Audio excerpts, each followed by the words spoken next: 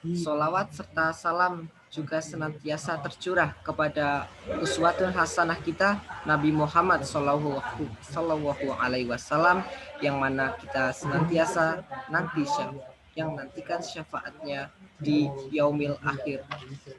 Amin. Izinkan saya selaku moderator menyampaikan susunan acara pada Rukidi Ruang Kita Diskusi Season 2 yang berjudul Manifestasi Prokrestus dalam Pendidikan. Yang pertama, pembukaan.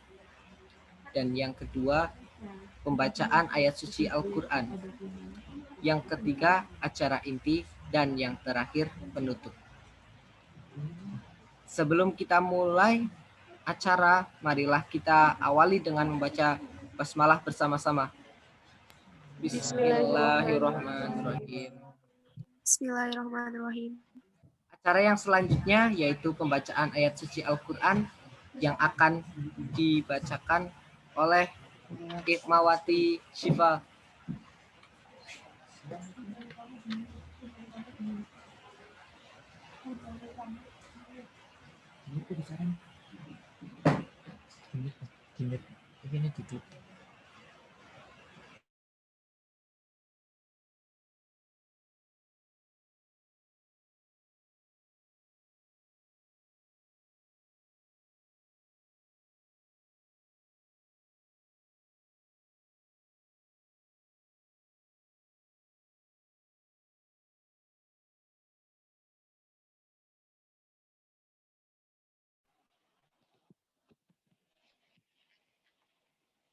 A'udzu billahi minasyaitonir rajim. Bismillahirrahmanirrahim. Iqra bismi rabbikal ladzi khalaq. Khalaqal insana min 'alaq. Iqra wa rabbukal akram. Alladzi 'allama bil qalam. 'Allamal insana ma lam ya'lam. Kalla innal insana layatgha. Ar-ra'ahu istaghna. Inna ila rabbikal ruj'a. Ara'aital ladzi yanha 'abdan idza shalla. Ara'aita in kana 'alal huda aw amara bit taqwa. Ara'aita in kadzdzaba wa tawalla. Alam ya'lam bi anna Allaha yara. Kalla la illam yantahi lanasfa'an nasiyatin katibatin khati'ah. Falyad'u nadiyah. Sanad'u zabaniyata kalla la tuti'hu wasjud waqtarib. Sadaqallahul azim.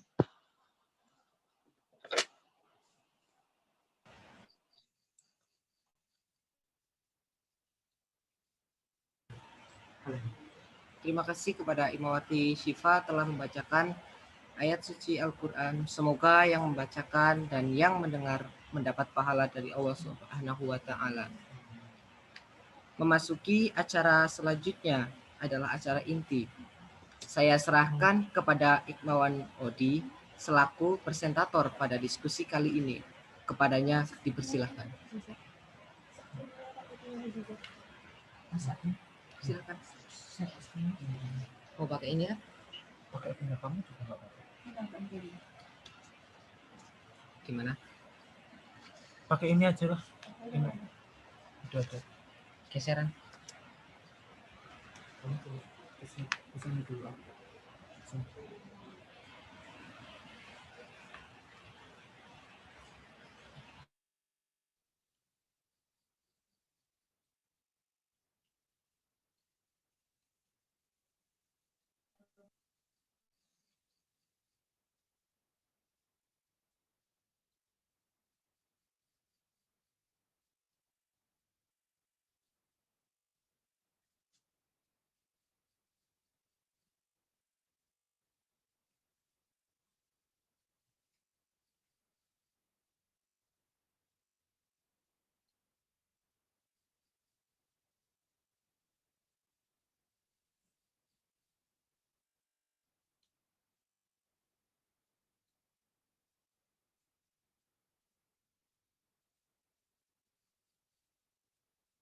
manifestasi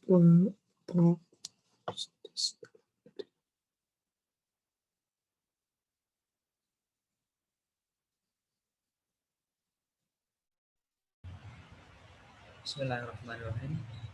Assalamualaikum warahmatullahi wabarakatuh. Waalaikumsalam warahmatullahi wabarakatuh. Innal hamdalillah nahmaduhu wa nasta'inuhu wa nastaghfiruh wa na'udzu billahi min syururi anfusina wa min sayyiati a'malina may yahdihillahu fala mudhillalah wa may yudlilhu fala hadiyalah. Asyhadu an la ilaha illallah wa asyhadu anna Muhammadan abduhu wa rasuluh alladzi la nabiyya ba'd. Allahumma shalli ala Muhammad wa ala alihi wa sahbihi ajmain. Amma ba'd.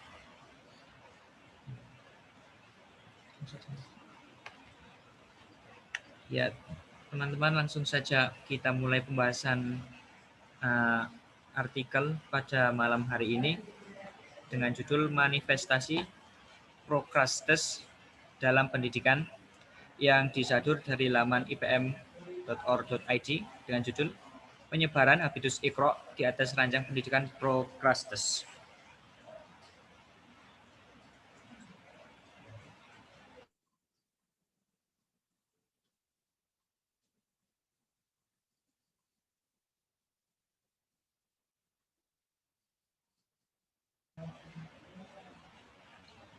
Sebagai preface, sebagai pembukaan, kita lebih baik menelisik apa itu pengertian atau definisi singkat dari habitus Iqra. Ya, sebagaimana materi kita pada malam hari ini, habitus dalam KBBI berasal dari bahasa Latin, yaitu bentuk badan atau perawakan. Juga bisa didefinisikan dari bahasa Inggris, yaitu habit, yang artinya kebiasaan, rutinitas, kegiatan yang dilakukan sehari-hari, dan lainnya. Sedangkan Iqra berasal dari bahasa Arab, yang artinya membaca atau bacalah. Sehingga kita bisa menarik kesimpulan secara sederhana, menurut etimologi, habitus Iqra bisa diartikan sebagai pembudayaan literasi atau pembudayaan pembacaan, membaca, dan juga menerapkan metode Al-Quran menerapkan metode Al-Quran dalam segmen pendidikan.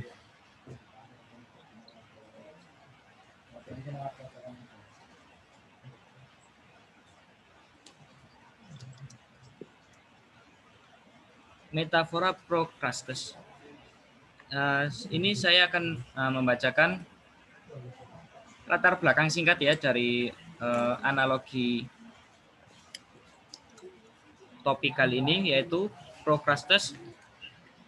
Di dalam mitologi Yunani itu tuh ada seorang penjahat yang dikenal dengan nama Prokrastes. Prokrastes itu seorang raja yang memiliki istana di sisi jalan Athena dan Eleusis.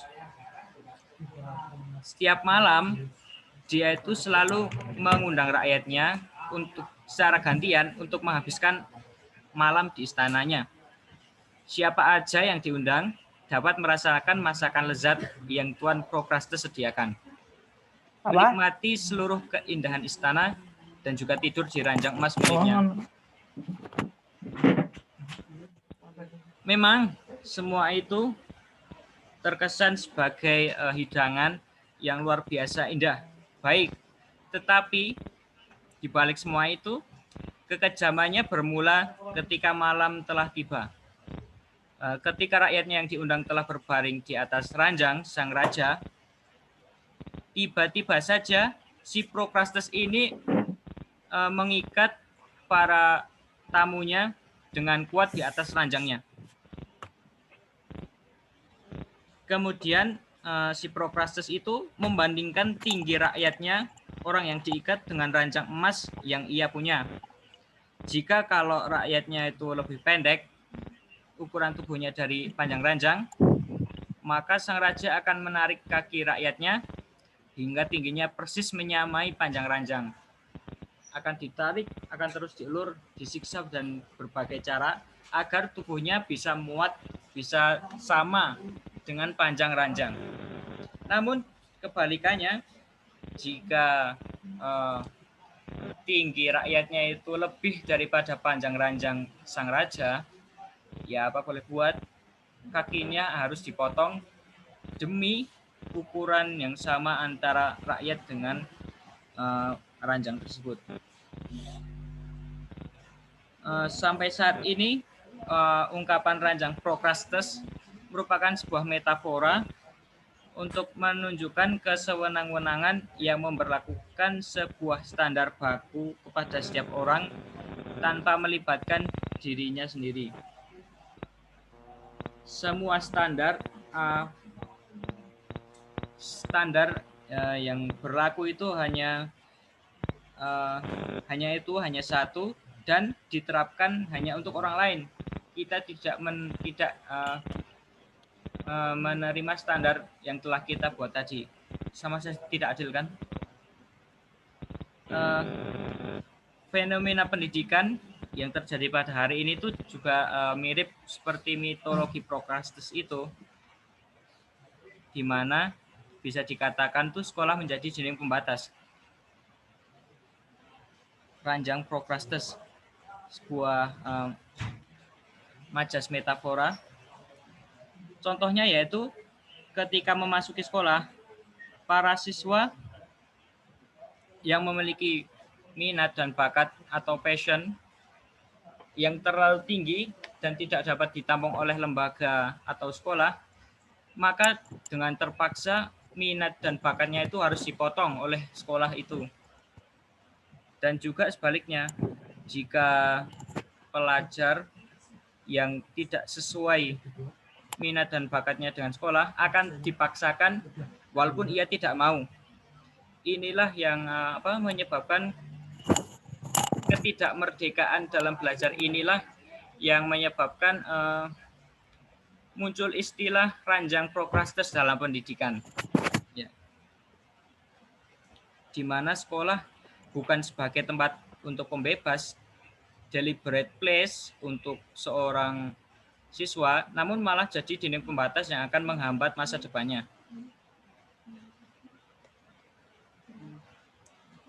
Lalu ada jadi apa yang menyebabkan semua ini? Kenapa semua itu bisa terjadi? Jawabannya itu karena kita tidak mampu menjawab pertanyaan yang mendasar, untuk apa kita belajar? Mengapa kita harus belajar? Itulah pertanyaan fundamental yang harus kita jawab terlebih dahulu. Untuk apa sih kita belajar? Untuk apa sih kalian belajar?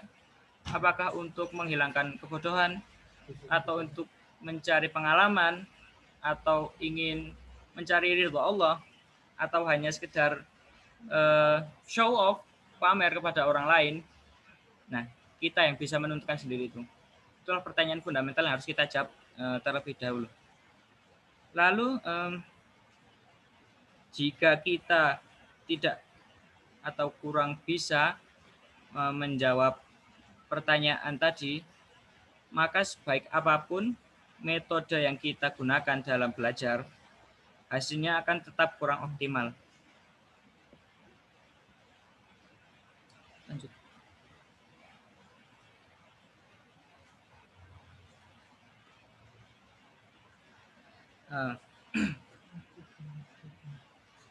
Alasan kuat dari pertanyaan fundamental tersebut, salah satu jawabannya itu merupakan alasan kuat untuk belajar, alasan kuat untuk melakukan sesuatu, seperti apa? Dalam hadis surat hadis Bukhari kalau tidak salah, innamal a'malu binniyati, semua perbuatan tergantung dengan niatnya.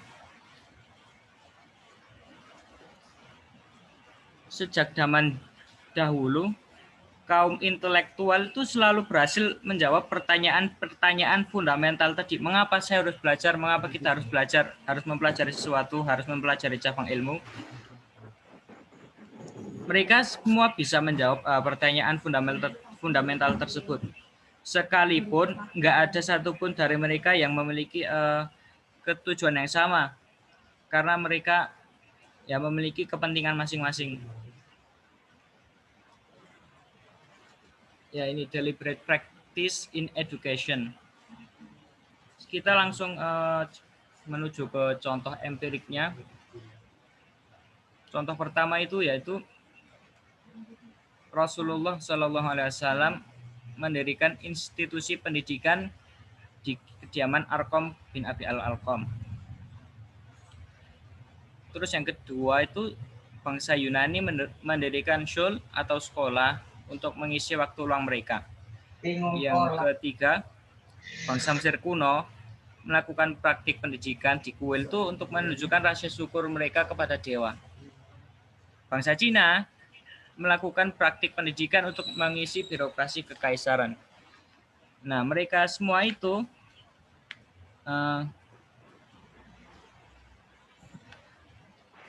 memiliki tujuan yang berbeda. Tapi dari keempat contoh tersebut, semuanya itu melahirkan peradaban yang tinggi, peradaban yang beradab. Kenapa? Walaupun tujuan mereka berbeda, namun mereka mendapatkan sesuatu yang disebut kemerdekaan atau kebebasan dalam berpikir. Kebebasan dalam mengekspresikan sesuatu. Sehingga mereka bisa lebih aktif di masyarakat, bisa lebih berbakti, dan bisa lebih berkontribusi dengan ilmu yang mereka miliki tanpa ada ancaman ketakutan, sehingga peradaban mereka bisa terbentuk. Salah satunya adalah 4 contoh itu.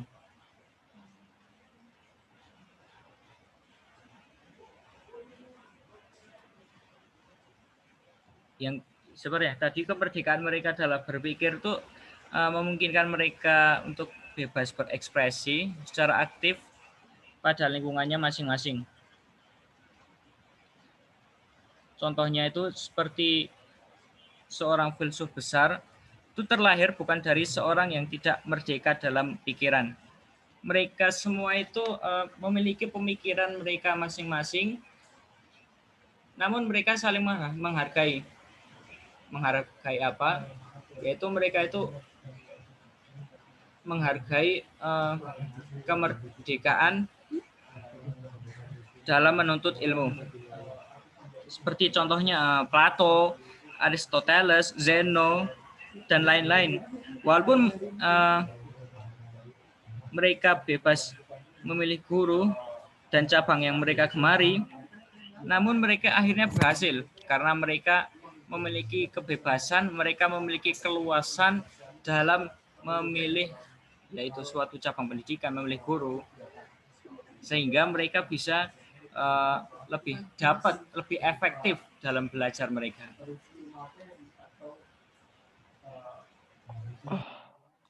Namun realitas yang terjadi di masyarakat belakangan ini, kemerdekaan belajar, terutama di Indonesia ya, kemerdekaan dan kebebasan belajar itu sekarang mulai luntur, mulai hilang. Apa penyebabnya? Yaitu ketidakmampuan kita untuk menjawab alasan kuat yang akan berdampak pada kurang optimalnya pendidikan. Dengan menggunakan metodologi apapun, sistematika apapun, dan pembelajaran apapun itu semuanya akan kurang efektif karena banyak kungkungan, banyak batasan, banyak tembok, sehingga yang tadi deliberate practice itu tuh tidak bisa diimplementasikan secara maksimal. Terlalu banyak kungkungan tadi.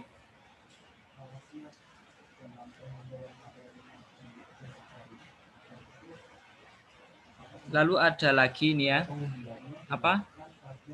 suatu ungkapan itu tuh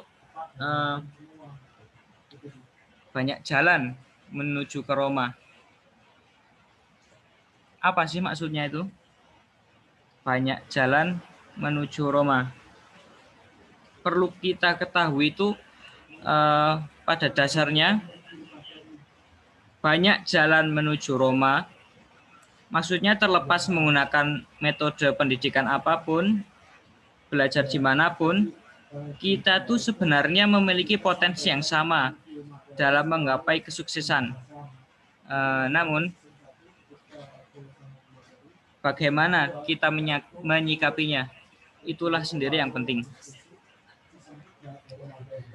Dan kembali lagi ke pertanyaan fundamental yang awal,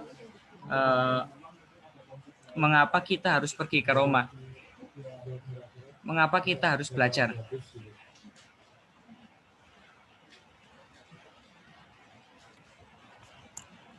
Ini kalau membahas tema ini kurang lengkap jika ada atau jika tidak ada pembahasan mengenai Merdeka Belajar. Merdeka Belajar secara bahasa itu merdeka, artinya bermakna bebas dari hambatan, penjajahan, kungkungan, dan lain sebagainya. Lalu belajar mempunyai makna suatu proses kegiatan untuk mengubah perilaku atau proses dari keadaan tidak tahu menjadi tahu. Merdeka Belajar secara etimologi merupakan bebas berperilaku dalam proses menuntut perubahan tanpa adanya hambatan atau gangguan. Dan menurut Menteri Pendidikan kita, Pak Nadiem Anwar Makarim, Merdeka Belajar secara garis besar adalah bebas berpikir. Secara luas berarti bebas berpikir atau kemerdekaan dalam berpikir dalam proses belajar.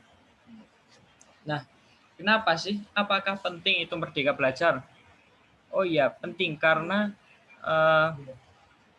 tingkat pendidikan Indonesia yang diklasifikasikan oleh PISA, Indonesia itu terdapat di peringkat 6 ke bawah ranking PISA, yang mana membuat Menteri Pendidikan kita, Pak Nadiem Anwar Makarim, merasa miris. Sehingga itu beliau membuat gebrakan berupa slogan Merdeka Belajar yang bisa mendobrak harapannya, mendobrak pendidikan di Indonesia agar lebih efektif, agar bisa lebih diimplementasikan dan baik, agar outcome-nya itu bisa lebih baik lagi, yaitu sehingga pendidikan di Indonesia kualitasnya bisa lebih baik lagi. Bagaimana dengan pendidikan negara lain? Pendidikan di negara lain itu lebih bisa mengimplementasikan Merdeka Belajar lebih bagus daripada Indonesia itu karena mereka memiliki infrastruktur yang lebih bagus, sarana dan prasarana yang lebih menunjang, dan mereka memiliki kesadaran atau consciousness yang lebih dalam akan pendidikan itu. Nah, itu bagaimana cara pandang Muhammadiyah terhadap Merdeka Belajar, khususnya para dahlan muda.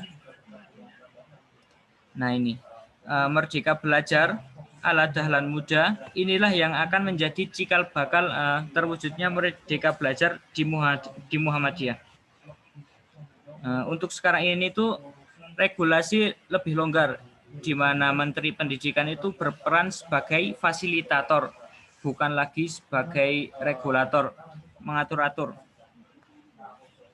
Jadi itu dengan adanya kesempatan Merdeka Belajar ini, kita bisa mengembangkan pendidikan Muhammadiyah, yang pada hakikatnya Muhammadiyah itu tidak akan melepaskan asas-asas kemuhammadiyahan dalam proses penyebaran ilmu untuk para muridnya, dengan tujuan menjunjung tinggi nilai-nilai agama Islam sehingga terwujud masyarakat Islam yang sebenar-benarnya. Dengan begitu tidak ada komponen yang dapat masuk dari luar atau mempengaruhi pelaksanaan kebijakan yang diberikan oleh Muhammadiyah.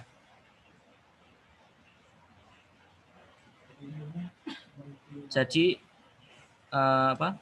Merdeka Belajar itu juga memiliki kemanfaatan sendiri ya untuk Muhammadiyah.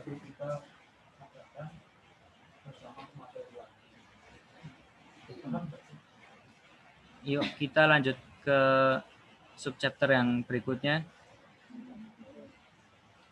Islam rahmatan lil alamin. Islam itu seperti yang kita tahu sebagai agama rahmatan lil alamin, sebagai agama pembawa cahaya menerangi alam semesta. Islam itu mengedepankan jiwa intelektual yang salah satu buktinya adalah perintah pertama Rasul saat menerima nubuah kerasulan. Apa itu wahyu pertama? Yaitu surat Al-Alaq yang tadi dibacakan oleh Mbak Syifa. Iqra bismi rabbikal ladzi khalaq. Iqra, bacalah. Nabi turun, wahyu turun kepada Nabi. Nabi itu tidak diperintahkan untuk sholat, belum diperintahkan untuk zakat, leading Abu Jahal, atau ngebaperin Siti Khadijah. Namun perintah pertama yang beliau terima itu untuk membaca. Iqra. Bahkan itu sebenarnya makna Iqra itu jauh lebih dalam dari kata ini, dari sekedar membaca. Karena itu di dalam bahasa Arab kata ini itu digunakan untuk menghimpun beberapa kata, mulai dari membaca, mengkaji, mentadaburi, dan yang lainnya. Jadi secara langsung Iqra di sini kita tuh ditanamkan jiwa literasi. Literasi itu tidak sekedar membaca buku tekstual gitu. Namun yaitu literasi itu sebuah proses belajar, sebuah proses pencerapan pengalaman yang bisa kita hargai, yang bisa kita serap, sehingga bisa diaplikasikan dalam kehidupan sehari-hari. Teologi Quran surat Al-Alaq, terutama ayat 1 sampai 5. Permulaan surat ini itu dimulai dengan perintah membaca secara mendalam, yaitu Iqra, dan diakhiri dengan perintah untuk melakukan suatu aksi, wasjud waqtarib, di ayat yang terakhirnya, yang secara etimologi merupakan konsepsi pemikiran pendidikan yang diajarkan Islam adalah bagaimana kita bisa mentransformasikan setiap kajian filosofis yang kita pelajari ke dalam perbuatan aktual yang bermanfaat bagi lingkungan sekitar dan untuk diri kita sendiri.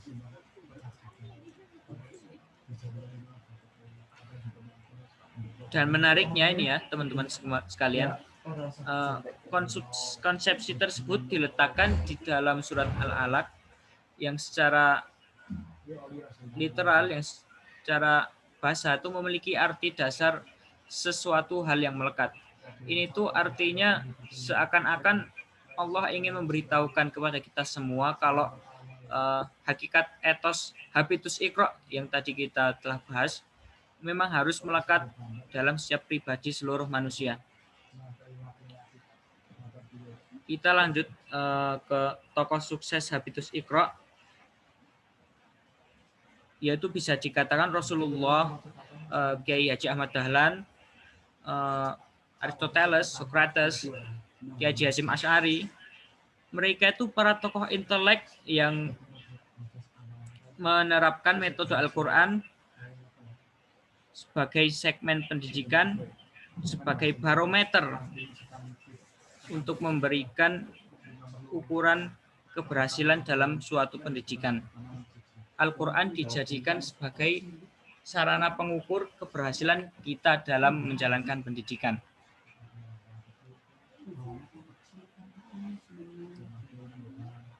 Ya, kita sebelum menutup presentasi pada malam hari ini, ada sesuatu quotes yang akan saya bacakan. Seorang pelajar itu dikatakan berhasil bukan kalau mereka mampu menimbun dan menghafal ribuan literatur, jutaan buku, ribuan LKS yang mereka dapat. Namun untuk mereka yang disebut pelajar berhasil merupakan mereka yang secara merdeka, secara bebas mampu mentransformasikan setiap ilmu yang mereka miliki menjadi suatu amalan yang dapat meningkatkan kualitas diri dan ketakwaan mereka terhadap Allah Subhanahu wa taala. Quotes yang kedua, rumah tanpa buku bagaikan sebuah ruangan tanpa jendela. Quotes dari Horace Mann.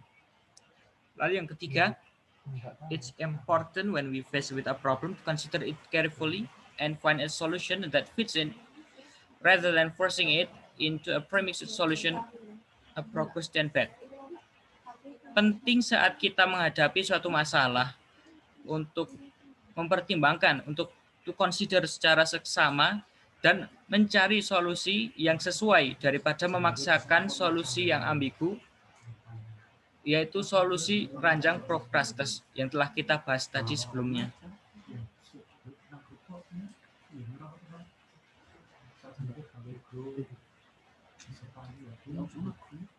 Ada data tambahan yaitu sebagai kita memandang dunia luar dari Our World in Data, ada tahun expect years of schooling, lama tahun sekolah internasional. Di sini tuh terlihat Indonesia warnanya biru muda, di mana berarti expected years atau tahun sekolah di Indonesia itu berkisar 12 tahun secara internasional menurut Our World in Data ini. Menurut data yang dihimpun oleh mereka ini, UNDP ini. Lalu ada yang data kedua sebagai gambaran saja. Tingkat literasi internasional pada tahun 2011 yang dihimpun oleh CIA Factbook. Indonesia tampak biru tua, berkisar antara 92,8%, yang maknanya masyarakat Indonesia itu mayoritasnya itu sudah bisa membaca, sudah mampu untuk mempraktekkan literasi. Sehingga ini tuh juga merupakan peluang kita tuh bisa menerapkan metode Merdeka Belajar yang dicanangkan atau digagas oleh Menteri Nadiem Makarim dengan harapan ya pendidikan Indonesia bisa lebih maju lagi. Lalu ada Human Development Index, ini tuh HDI ya, Indeks Pembangunan Manusia, tersusun dari 3 elemen, yaitu kesehatan, umur panjang, yang pertama, terus kualitas edukasi atau kualitas pendidikan, dan yang ketiga itu memiliki standar hidup yang layak. Jika di gambar ini, Indonesia itu berwarna hijau terang, hijau muda. Berarti Indonesia itu berada di kisaran 0,68 HDI. Ini juga merupakan PR bagi pemerintah, bagi kita semua. Jika HDI Indonesia masih tergolong rendah, Maka kita juga harus bersinergi bersama-sama melancarkan program Merdeka Belajar atau program yang lain lah, demi HDI Indonesia itu bisa naik, kualitas hidup di Indonesia itu bisa naik. Jika kualitas hidup di Indonesia bisa naik, maka insya Allah kehidupan ekonomi, Ipolexos Budhankam itu bisa naik juga tentunya. Lalu yang terakhir ini ada korelasi antara HDI dengan pertambahan GDP per kapita. Jika yang tadi itu HDI, jika HDI itu tinggi, maka GDP per kapita juga cenderung akan lebih tinggi. Jadi mempunyai korelasi positif. Jika kita lihat Indonesia ada berada di titik tengah ini ya, dengan indeksnya 0,68 dengan GDP per kapitanya 10.000 dolar per tahun. Sekian presentasi dari saya. Moderator.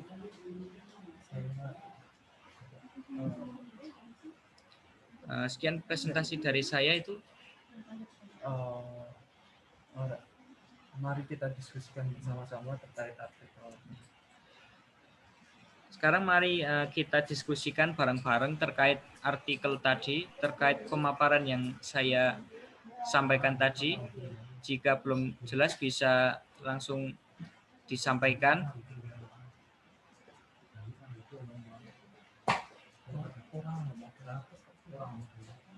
Sekarang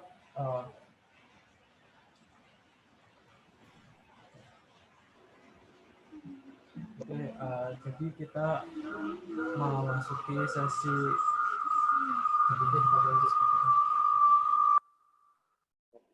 kita sekarang masuk di pembahasan terkait artikel yang tadi sudah disampaikan sama Odi ya, bagaimana pendidikan saat ini itu masih menjadi PR sebenarnya. Jadi apa sih yang teman-teman dapati dari artikel tersebut? Apa sih yang perlu dibenahi dari sistem pendidikan saat ini? Bagaimana sistem pendidikan saat ini lalu menjadikan Indonesia lebih berkemajuan lagi ya?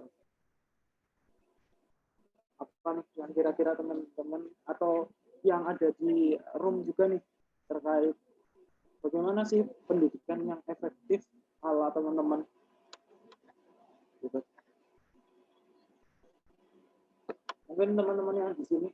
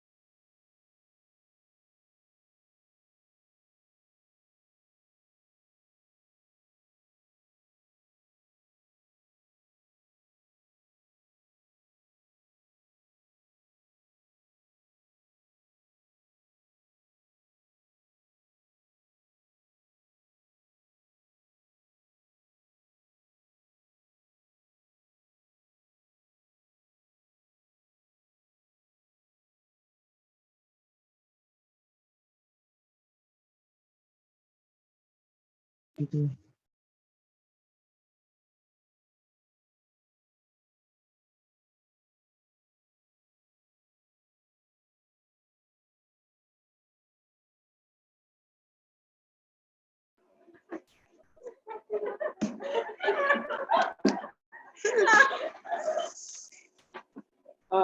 Oke.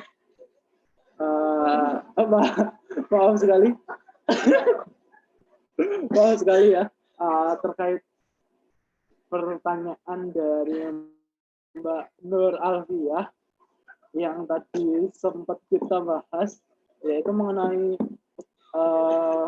ketersinggungan mengenai pendidikan khususnya di Indonesia, di mana pendidikan kita itu seolah dipukul rata antara kemampuan satu dengan yang lain. Jadi memang bukan disinggung lagi, tapi memang sudah gamblang gitu ya, sudah gamblang bahwa itu menyinggung pendidikan di Indonesia. Jadi pendidikan di Indonesia itu masih kurang tepat ya dirasa. Nah, menurut teman-teman, pendidikan yang di situ kan juga dibahas antara pendidikan yang bebas, merdeka belajar. Tapi sempat kepikiran nggak sih sama teman-teman ketika merdeka belajar, terus kita mau belajar apa? Kita kan merdeka, bebas untuk belajar apa aja. Itu pikiran nggak sih sama teman-teman? Atau cuman saya aja yang kepikiran?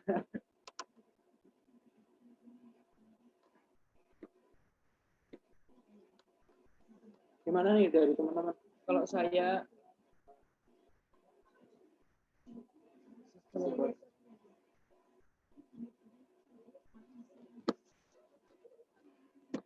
kalau menurut saya itu pemerintah itu sudah mati-matian untuk menggelontorkan dana banyak seperti di pasal 31 Undang-Undang Dasar Negara Republik Indonesia tahun 1945 itu iya, pendidikan itu udah 20% digelontorkan pemerintah, dananya sudah 20% digelontorkan pemerintah, namun itu ya hasilnya belum tertera jelas, hasilnya belum maksimal. Kenapa? Padahal 20% dari APBN itu luar biasa besar.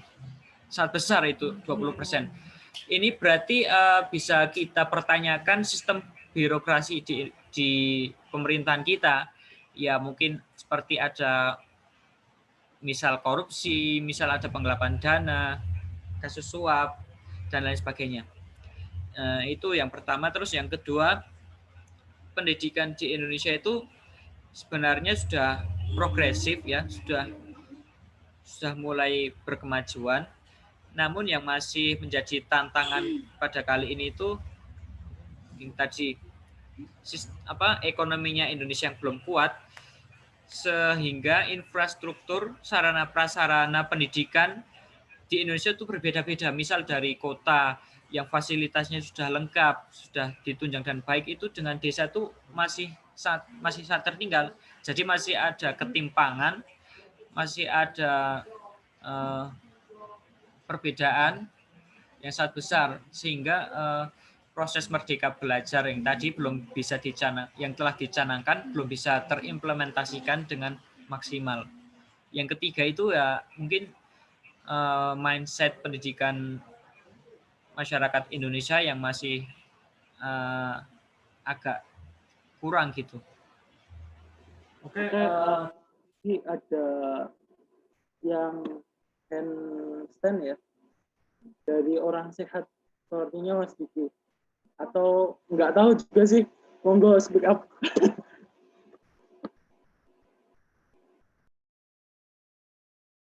Ayo orang sehat. Siapa ini orang sehat yang tadi tunjuk tangan? Enggak mas. Cepet. Oi. Enggak mas. Siapa ini? Siapa? Coba on cam dong, biar pada kenal. Malu mas.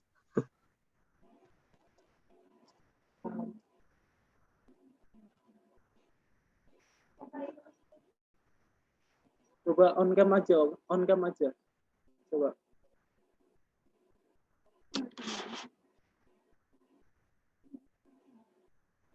kayak ya udah kita masuk ke pembahasan tadi ya. Odi kan menyampaikan bahwa anggaran yang telah digelontorkan di Republik ini kan terkait pendidikan sebenarnya sudah amatlah banyak.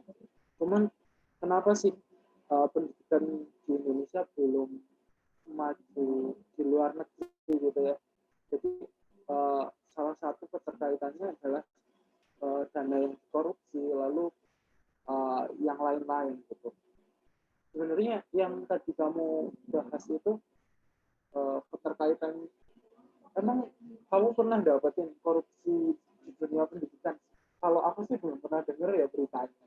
Mungkin secara struktural tidak ini ya, tidak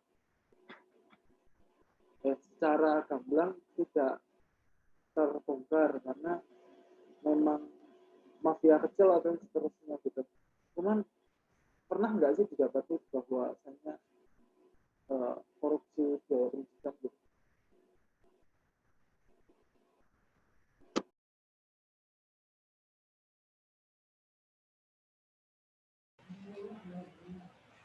Ya, yang tentang terhambatnya atau apa pendidikan di Indonesia itu juga disebabkan banyak faktor, yang salah satunya itu masifnya jumlah penduduk di Indonesia. Indonesia itu memiliki 270 juta penduduk, yang mana itu banyak sekali yang belum bisa diakomodasi. Juga karena pemerintah itu dananya itu kurang, tidak sebesar ekonominya, tidak sebesar negara-negara lain. Sehingga dengan terbatasnya anggaran, walaupun sudah APBN 20% tadi, masih belum bisa dilaksanakan secara efektif. Dan kalau korupsi di segmen pendidikan, mungkin ada korupsi di bidang pendidikan, seperti contohnya itu BOS, korupsi dana BOS. Saya kayaknya pernah lihat di suatu berita, atau penggelapan dana BOS lah kalau tidak korupsi, begitu. Ada yang ingin menambahkan?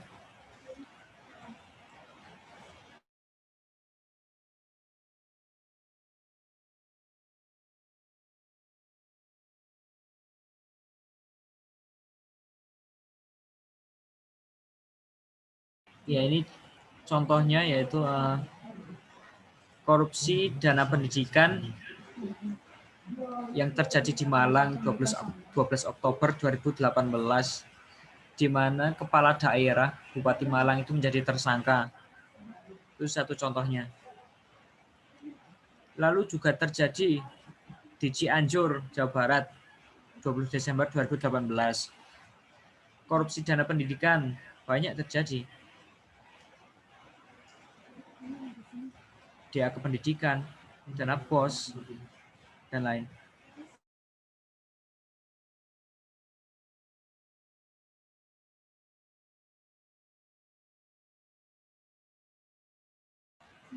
Ada yang ingin disampaikan atau ditanyakan lagi?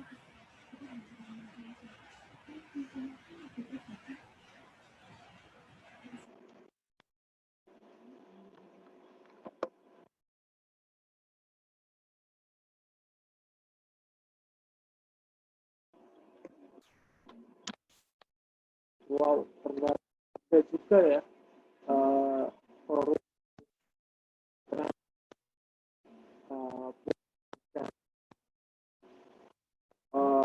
Saya sih baru tahu terkait kasus biaya pendidikan. Jadi ternyata nggak cuma bansos korupsi ya teman-teman. Jadi yang dikorupsi segala yang ada di Indonesia, bahkan juga sampai pendidikan. Sama teman-teman di sini, bagaimana sih biaya pendidikan itu korupsi? Mas orang yang butuh Indonesia mengentaskan mengentaskan pendidikan secara gitu ya itu dan belum tamat malah udah keluar gitu memilih kerja atau memilih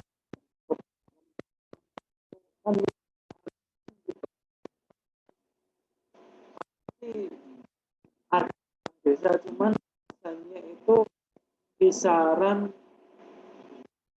biasanya ada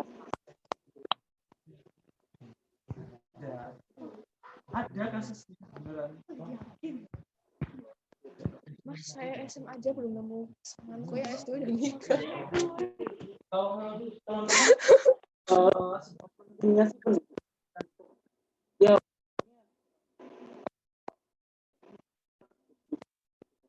coba disampaikan tuh.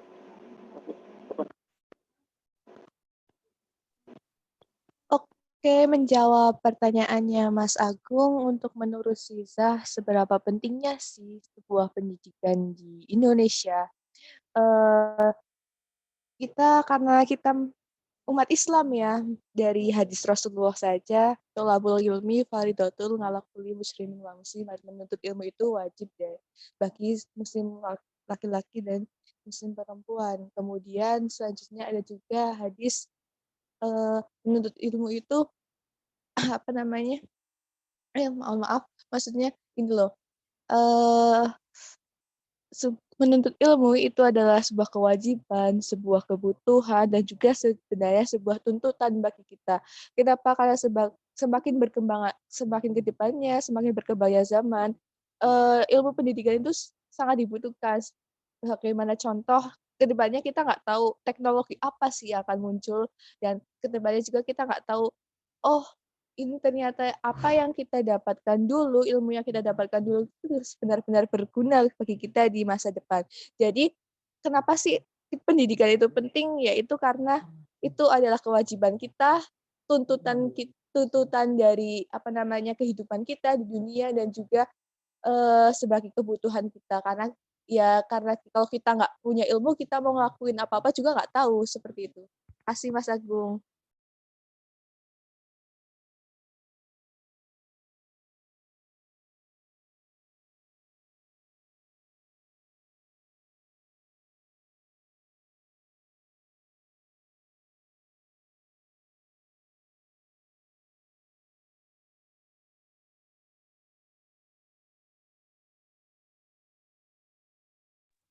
Kalau intinya dari Ziza itu, menuntut ilmu itu sebuah kewajiban kita, maksudnya pendidikan adalah kewajiban bagi kita, kebutuhan kita, dan juga itu adalah sebuah apa namanya tuntutan hidup kita sendiri gitu loh. Seperti itu. Sudah Mas Agung. Kenapa kemudian menjadi wajib dan itu gimana ya? Wajib dan menuntut itu gimana? Sedangkan sendiri tanpa pendidikan kita pun masih hidup kok, masih bisa makan kok. Gimana ya? Gimana sisi wajibnya itu gimana? Sedangkan kita dalam kehidupan ya masih bisa ngapa-ngapain tanpa pendidikan. Saya menjawab lagi pertanyaan dari Agung. Kenapa saya bilang wajib? Karena itu juga ada dari hadis Rasulullah. Menuntut ilmu itu wajib bagi setiap orang. Kenapa? Gini loh, menuntut ilmu itu nggak harus di jenjang formal gitu, di sekolah ataupun di pondok pesantren. Menuntut ilmu itu sebenarnya bisa dari kehidupan kita seperti biasa. Misalnya kita lagi ngobrol-ngobrol dengan orang, di situ dari forum itu kita bisa mengambil satu pengetahuan, misal yang dari kita berkumpul dengan para petani, kita tahu bagaimana sih cara lebih efektif dalam menanam padi ataupun apa. Karena seperti tadi Zah bilang, menuntut ilmu itu wajib, tapi nggak harus di jenjang formal gitu. Tadi Mas Agung bilang kita yang nggak sekolah aja bisa makan. Nah, dari makannya itu mereka bisa makan, itu mencari uangnya juga ada ilmunya gitu loh. Mereka bisa tahu cara mencari uang itu kan karena dia memiliki pengetahuannya dari mana? Dari lingkungannya, dari pengalaman masyarakatnya, dan juga seperti itulah. Terus tadi Zah bilang tuntutan gimana? Ya karena memang kalau mereka nggak berilmu, gimana mereka akan melakukan sesuatu gitu. Misal contohnya, mereka tidak memiliki pengetahuan tentang bagaimana sih cara mendesain poster, mereka pasti bakalan kayak kesusahan gitu membuat poster ataupun membuat apa ya namanya desain-desain karena mereka tidak memiliki ilmunya seperti itu. Makanya tadi saya bilang tuntutan karena di dunia ini sekarang orang-orang yang mungkin dikatakan lah kalau nggak belajar, nggak sekolah, mereka orang buangan gitu loh, seperti itu, Mas. Oke, siap, mantap. Berarti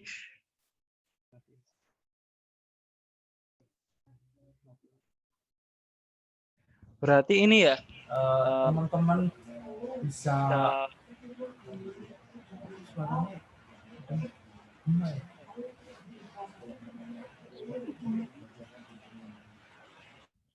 Oke.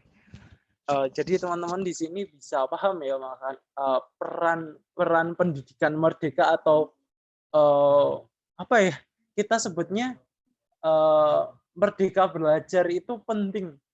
Bahwasannya belajar itu sebenarnya nggak cuman di dalam ruangan saja, tidak terpaku dalam ruangan. Ternyata di luar ruangan pun kita bisa berpendidikan gitu. Walaupun kita tidak sekolah, itu kita berpendidikan secara kultural mungkin ya bahasanya.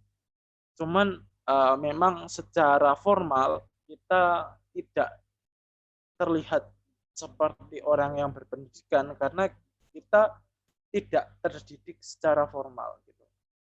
Ya mungkin kasusnya hampir sama kayak menteri kelautan dulu ya.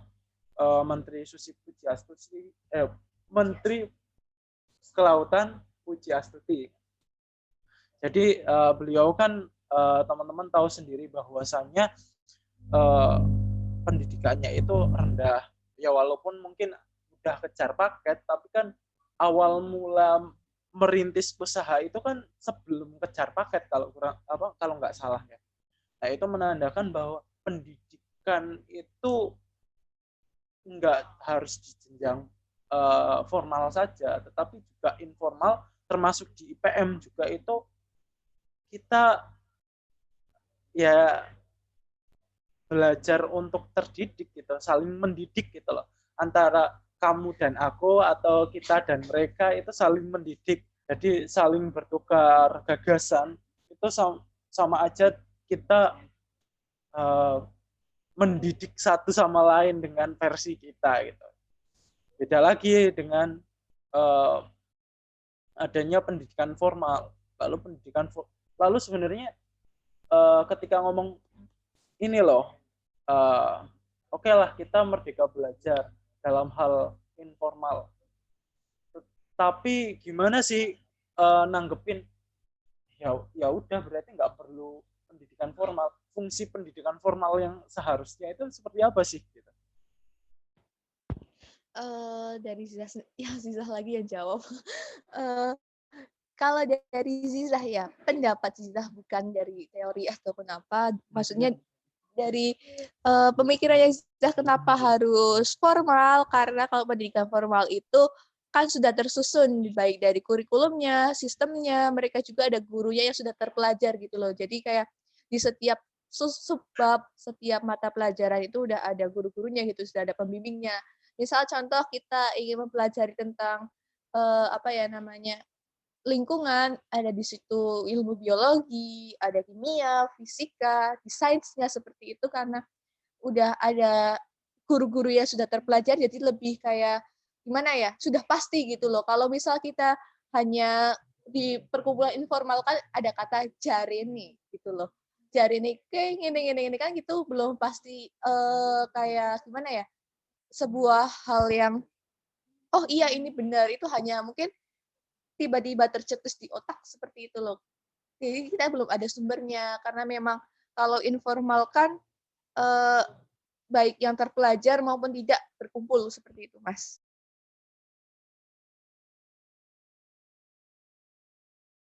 Oke, berarti intinya adalah pendidikan formal itu penting ya dalam membangun mindset kita, karena ketika kita tanpa guru, tanpa ada pengajar, atau tanpa adanya orang yang lebih ahli untuk mendampingi kita, pikiran kita akan liar gitu ya. Jadi nggak terarah. Intinya dari pendidikan formal adalah mengarahkan dan juga menambah referensi gitu. Jadi kita nggak cuman mentingin pendapat kita, ego kita aja, tapi juga memahami bahwa ada orang lain gitu yang perlu kita dengar. Begitu. Itu sih kayaknya bagus ya, konsepnya seperti itu ya, kurang lebih. Oke, monggo, kayaknya Siva tadi mau berkata. Oh ya, izin bertanya. Tadi kan sempat dijelasin sama Iqmawan Odi itu tentang habitus iqra, yaitu kita mempelajari kemudian diterapkan. Nah, sementara dari pengalaman saya itu KD yang ada ketika di sekolah itu hanya sedikit gitu yang mungkin bisa diterapkan di kehidupan kita gitu. Contohnya itu yang hal kecil aja lah, matematika. Kita sampai SMA mempelajari sampai sin, cos, tan, sampai trigonometri dan lain-lain, itu sebenarnya kalau dipikir-pikir juga buat apa gitu. Terus kalau untuk penerapannya itu kan misal dalam bidang saya di MIPA itu kita mempelajari tentang momentum kekekalan massa dan lain-lain. Nah, ada satu bab atau satu subbab itu kita mempelajari tentang tabrakan antar mobil gitu. Apakah nanti prakteknya itu kita harus ngitung gitu, ngitung waktu mobil tabrakan gitu, kita buat schedule mobil tabrakan dulu atau gimana gitu. Soalnya kalau saya lihat KD yang digunakan pada pendidikan Indonesia itu belum sesuai gitu kalau mau menerapkan habitus iqra itu. Nah, mungkin dari pendapat Iqmawan Odi lain gitu. Gitu sih, intinya gitu.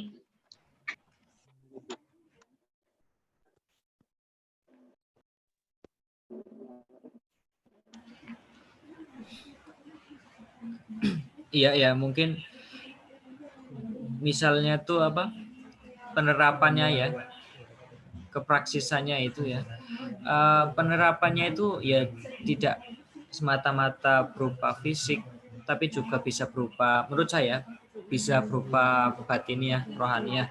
Misal matematika itu ya emang secara fisik bisa diterapkan seperti dalam jual beli, dalam penghitungan pekerjaan dan lain sebagainya. Tapi yang kalau sin cos tan itu yang Anda maksud itu kan, jadi itu secara tersirat matematika itu mengajarkan kepada kita agar terus berjuang mencari sebuah solusi, berjuang mencari sebuah cara penyelesaian tanpa kenal lelah. Berjuang mencari solusi ya, berjuang mencari penyelesaian, mencari pemecahan suatu masalah tanpa menyerah, pantang menyerah gitu.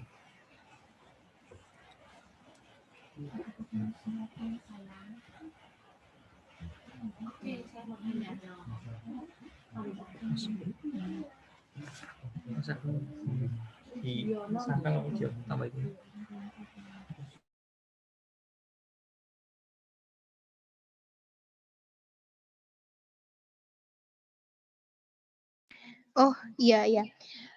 Mungkin kesalahannya dari sistem pendidikan Indonesia itu kita jarang gitu dikasih tahu apa sih manfaat kita buat belajar ini, apa sih manfaat kita belajar matematika dan belajar yang lain-lainnya itu. Makanya kebanyakan siswa tuh jadi bertanya-tanya gitu. Malah yang salah pemikiran itu mereka jadi males gitu buat mempelajari mapel itu. Itu sih. Oke. Mungkin yang lain mau bertanya lagi. Juga menurut data yang saya peroleh, di Indonesia itu memang banyak pelajaran. Iya, banyak pelajaran. Lagi, rancang prokrastis tadi, jika minat dan bakat kita melebihi ekspektasi dari sebuah lembaga para elit, maka dengan terpaksa minat dan bakat kita itu harus dipotong, harus berhenti, jadi dinding. Lalu jika minat dan bakat kita tidak sesuai dengan lembaga atau suatu permintaan elitis, kita harus menyesuaikan, dipaksakan secara paksa ya, walaupun kita tidak suka. Menurut data yang saya peroleh itu, Indonesia itu memiliki pelajaran rata-rata tuh 12 pelajaran. Itu tuh belum merupakan pelajaran pilihan ya. Maksudnya tuh belum merupakan pelajaran yang kita emang kita inginkan gitulah. Misalnya kita ingin pelajaran hanya kimia, hanya fisika, hanya matematika, dan sejarah, bahasa Indonesia, bahasa Inggris itu kita tidak mau mempelajarinya, kita hanya mau yang tadi itu, kimia, matematika itu. Di sistem pendidikan di Indonesia itu belum sampai seperti itu. Kalau misalkan saja ya, saya punya teman di Turki, itu tuh memiliki pelajaran hanya 5 pelajaran, dan itu pun pelajaran mereka bisa memilih sesuai minat mereka. Dan yang saya lihat itu penerapan Merdeka Belajar di Turki itu sudah lebih bagus daripada Indonesia. Itu menurut saya. Oh iya. Kalau gitu misal Indonesia mau mengubah sistem pendidikannya itu menjadi lebih efektif lagi. Misal contoh kayak di Turki itu. Nah, waktu efektif untuk mengubah itu mulai dari jenjang apa? TK kah atau mungkin SD, SMA atau yang lainnya?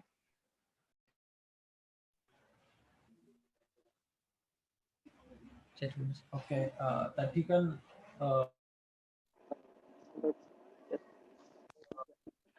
luar biasa sih kalau menurut saya biasa. Jadi pengalaman itu ternyata terkait dengan pembahasan kali ini. Jadi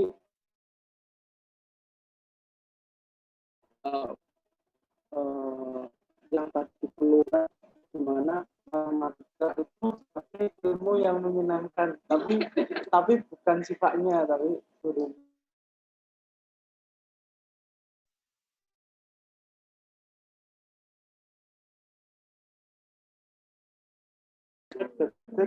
Kayak matematika kan ada yang paham sih enggak gitu, apalagi ditambah sistem dari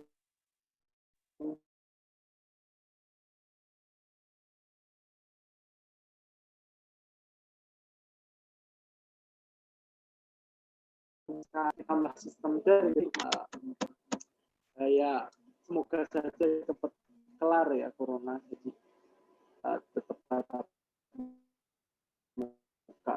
Jadi sebenarnya dari keluhan siswa itu bukan kemudian menjadikan matematika itu tak berfungsi atau tanpa manfaat, tapi matematika itu tetap ada manfaat, cuman kita aja yang nggak tahu memanfaatkannya gimana. Sehingga kadang kita belajar aljabar sih buat apa, ternyata aljabar itu rumusnya salah satu terciptanya HP ya, fungsinya dari aljabar itu ternyata. Rumusnya itu tercipta dari ya perhitungan juga, ada matematika kan bisa. Jadi peran matematika tidak bisa dikreditkan ya, tapi menjadi peran yang urgent, tapi kita aja yang nggak paham akan peran itu. Jadi mungkin kita di satu sisi memang tidak suka, tapi di satu sisi banyak yang suka gitu. Nah, fungsi kita adalah memaksimalkan yang kita sukai. Tetapi kan kadang pendidikan di Indonesia saat ini kan masih rancu ya, dimana kita nggak suka tapi dipaksa terus untuk suka gitu. Jadi menjadikan pendidikan di Indonesia itu membingungkan sih sebenarnya. Apalagi kita dari SD sampai SMA, bahkan dari TK itu pun pelajaran sudah umum gitu. Sedangkan kita penjurusan pun kayaknya orang terasa orang tetap ketemu bahasa Indonesia, ketemu bahasa Inggris, padahal kita suka enggak kan, sama aja.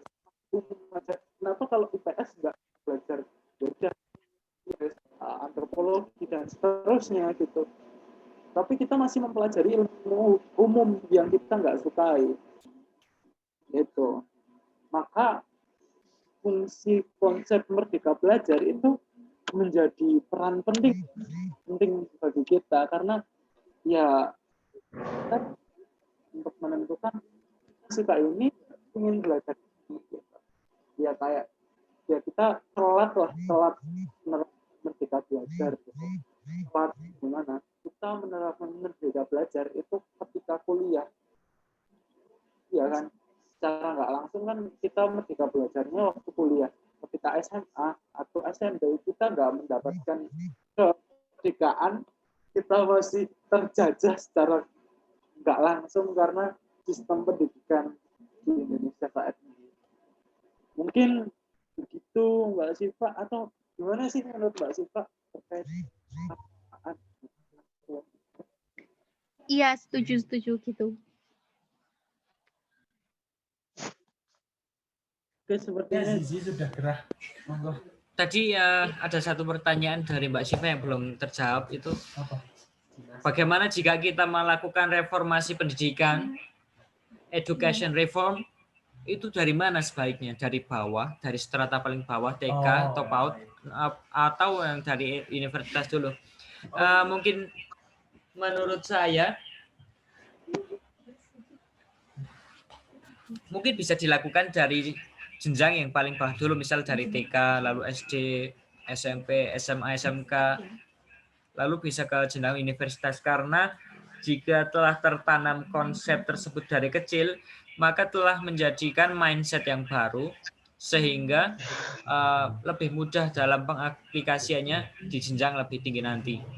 Seperti itu menurut saya. Kalau aku nggak sepakat. Nggak sepakatnya gimana? Soalnya ketika ngomong menerapkan sistem pendidikan merdeka, itu merdeka kita artinya terbebas dari belenggu kan.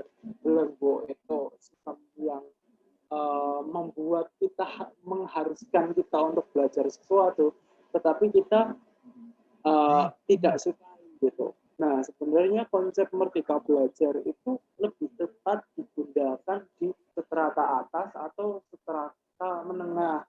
Itu karena kenapa? Ketika SD atau TK kita sudah belajar umum, kita sudah tahu berbagai macam disiplin ilmu. Kemudian SMP lebih dijuruskan lagi gitu, sebaiknya lebih bagus untuk dijuruskan lagi. Lalu SMA itu kita bebas menentukan, ternyata sebelumnya aku udah belajar ini, aku belajar ini kok cocoknya sama yang ini. Maka sekolah menengah atas itu lebih cocok digunakan untuk sebagai plot langsung, tapi masih terkait, misal sebelum kita masuk jenjang kuliah, misal IPS ya, emang belajar IPS tentang belajar tentang ilmu sosial, lalu setelah kuliah kita fokus antara keempat fokus itu ada geografi, ada biologi, ekonomi, lain-lain. Jadi kalau menurut aku kata atas ya, enggak. Tapi sih nggak masalah ketika ngomong perbedaan pendapat. Itulah keunikan pikiran seseorang, karena satu dengan yang lain itu beraneka ragam, makanya kita adakan diskusi untuk apa ya, bukan menyamakan frekuensi tapi memahami konsep dari orang lain gitu, bahwa tidak ada rasa egoistis dalam diri. Ya loh, bonyong paling bener.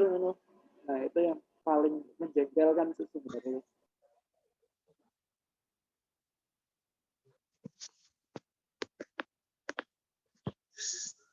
Oke, cukup.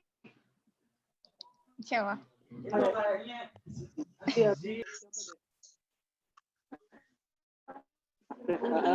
Sepertinya sudah panas itu. Ziza mau tanya yang lain aja lah. Soalnya dia udah panjang banget pertanyaan ini.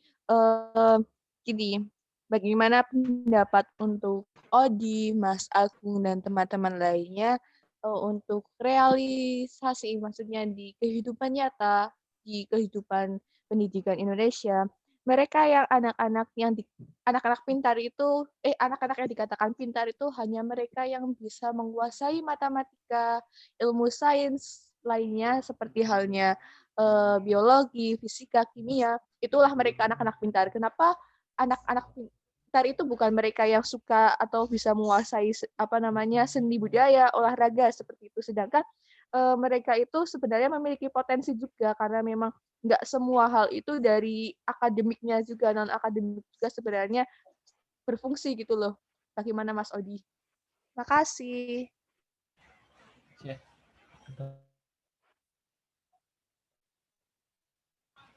Ya menurut saya itu gimana ya? Itu kan karena konsepsi masyarakat kalau orang yang pintar tuh biasanya tuh ke MIPA gitu ya. Belajar biologi, kimia, matematika itu, fisika. Itu tuh karena mindset orang Indonesia yang sudah tertanam dari sejak zaman Belanda. Saya akan menceritakan sedikit. Itu tuh karena dulu saat zaman kolonialisme pelajaran IPS itu berbahaya bagi Belanda. Kenapa? Karena itu mengajarkan alam, mengajarkan sosial. Jika masyarakat sudah peka akan keadaan sosial, realitas sosial penjajahan Belanda pada masa itu, maka mereka akan mudah timbul revolt atau uprising atau pemberontakan menentang hegemoni Belanda. Maka dari itu Belanda perlahan-lahan menanamkan doktrinasi bahwa IPS itu adalah pelajaran secondary, pelajaran lapis 2, tingkat 2 gitu. Dan lebih diutamakan pendidikan di sains misal gitu. Walaupun pada hakikatnya dua pelajaran itu tuh sama sederajat. Tidak ada yang suatu aturan, suatu standar baku mengenai mana sih pelajaran lebih bagus, which is lesson is better gitu. Nggak ada gitu. Pelajaran gitu. Nggak ada yang standar gitu.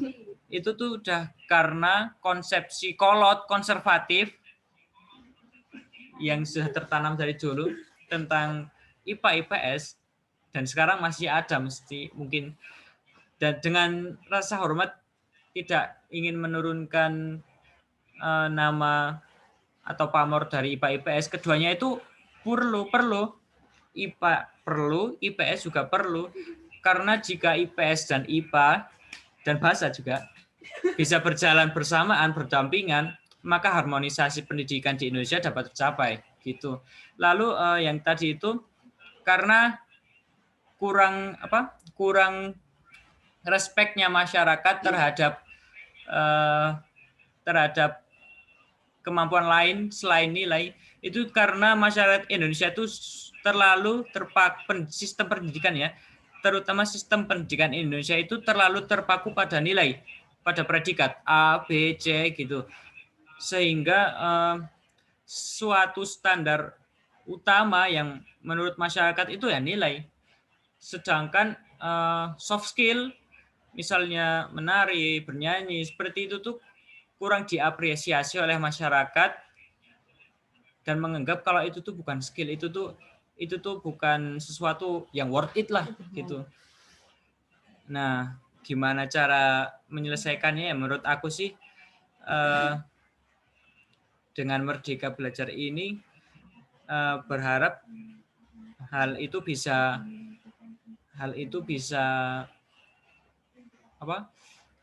doktrin-doktrin itu bisa hilang, doktrin kolot konservatif itu bisa luntur, dan kita juga jangan terlalu berharap pada Merdeka Belajar. Kita juga harus action, kita juga harus bertindak sendiri, harus menghargai kalau orang lain tuh punya skill ini, punya skill itu, punya kemampuan yang berbeda-beda. Orang di dunia ini itu tersusun atas 7 miliar orang, di mana mereka ini memiliki kemampuan yang berbeda-beda pula. Jadi kita tidak mempunyai standar baku untuk menyamakan mereka itu. Mohon maaf kalau berbelit-belit jawabannya. Monggo dari Mas Agung. Mantap. Tadi kan Odi bilang karena nilai itu menjadi kayak patokan di pendidikan Indonesia, sedangkan katanya tadi itu Indonesia itu menerapkan sistem Merdeka Belajar. Berarti karena nilai itu sistem Merdeka Belajar itu tidak efektif gitu atau gimana? Maksudnya gini, karena nilai itu berarti dengan kata lain Indonesia belum menerapkan Merdeka Belajar. Apakah iya atau tidak? Karena kan tadi Odi bilang Indonesia itu terpatok pada nilai, berarti Indonesia itu tidak menggunakan Merdeka Belajar gitu atau gimana? Karena kan tadi Odi juga bilang kalau Merdeka Belajar itu berarti mereka bebas memilih apapun tanpa terpatok dengan manut sama minat dan bakat mereka seperti itu kan. Sedangkan di Indonesia itu terpatok dengan nilai, berarti tidak menerapkan Merdeka Belajar. Seperti itu. Sekian. Mohon maaf. Menurut saya jawaban singkat saja. Karena ini tuh Merdeka Belajar tuh baru saja dicanangkan kemarin oleh Menteri Nadiem 2019. Maka wajar aja lah kalau realisasinya itu belum kita rasakan. Karena itu merupakan program baru dan belum tentu bisa diterima oleh banyak kalangan. Karena masyarakat kita tuh juga banyak yang konservatif gitulah. Juga perlu ditekankan bahwa Merdeka Belajar itu bukan belajar secara liberal, bukan merdeka liberal, tapi merdeka belajar dengan moral bertanggung jawab gitu.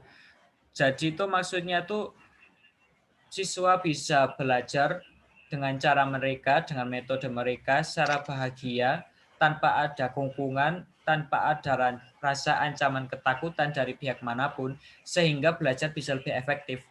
Lalu dari guru juga memiliki kebebasan untuk menggunakan metode belajar manapun, sehingga pembelajaran bisa dilakukan secara efektif. Dan tadi itu tanpa ada ancaman ketakutan, tanpa ada kungkungan. Dan kalau ada yang tanya itu apakah Merdeka Belajar sudah tidak ada kurikulum, jawabannya masih ada, kurikulum masih diterapkan, namun mengikuti sesuai konsepsi Merdeka Belajar, di mana tidak ada kungkungan secara psikologis ya terutama. Kurikulum tetap masih ada, karena itu merupakan pedoman belajar, rencana ke depannya, sehingga bisa lebih terstruktur gitulah. Ada yang ingin menambahkan?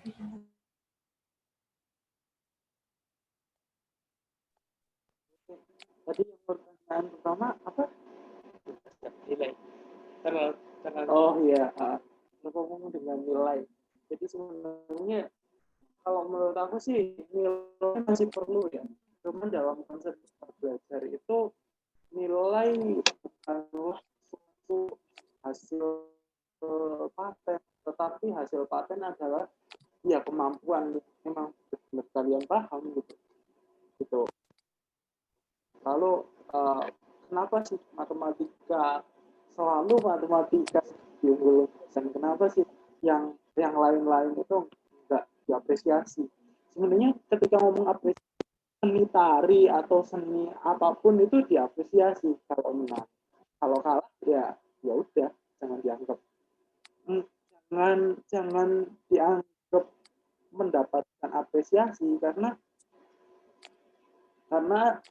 bahkan ya sedikit banyak gitu ya yang akan bahwa wah lawang kalah apa sih diapresiasi, yang ada malah dihujat kan gitu. Seharusnya sih gerakannya kok ini gerakannya kok ini protesnya ada tidak tambahi power atau nyanyinya itu kurang keras gitu. Kalau kalah ya. Kalau menang wah luar biasa makan ya yang biasanya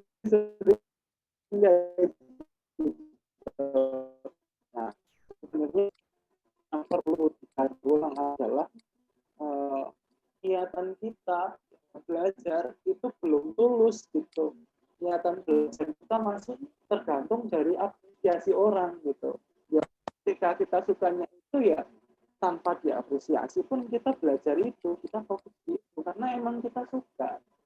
Bukan karena kita belajar itu karena banyak orang butuh lalu ke depan kalau saya bisa maka akan diapresiasi banyak orang.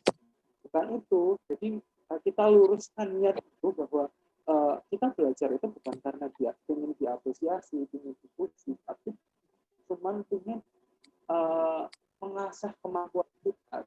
Soft skill dan hard skill itu berjalan beriringan gitu. Ketika ngomong nilai, ya nilai itu terkait dengan apa yang sudah dipelajari. Tapi nilai itu bukan hasil paten. Hasil patennya adalah ketika kita mampu menerapkan ilmu, menerapkan misal kita bisa ya nilai 100, tapi juga kita bisa berkreasi dalam desain itu. Lalu yang kedua yang tadi dijawab barusan kan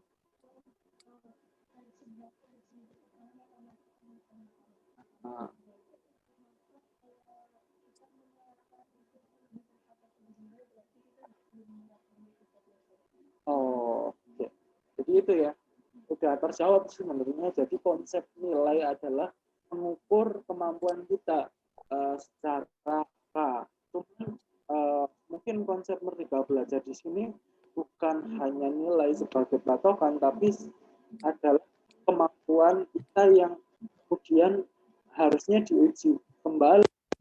Misal teman-teman masuk ke dunia kerja gitu, lalu misal saya contohkan aja dengan kemampuan yang saya miliki. Misal saya bisa desain itu ketika kita masuk ke dunia kerja, walaupun kita jurusannya nggak linear, kita bisa lalu kita masuk ke dunia kerja, maka yang perlu diperhatikan adalah bukan nilainya, tapi kemampuan kita. Nah, jadi peran nilai itu masih perlu, cuma tidak dipatokkan. Itu sih kalau menurutku. Tapi mungkin teman-teman SD kayak Alfian atau saat ini Siva apa Bayu yang menang-menang baik bisa, atau dari teman-teman di forum. Iya, monggo.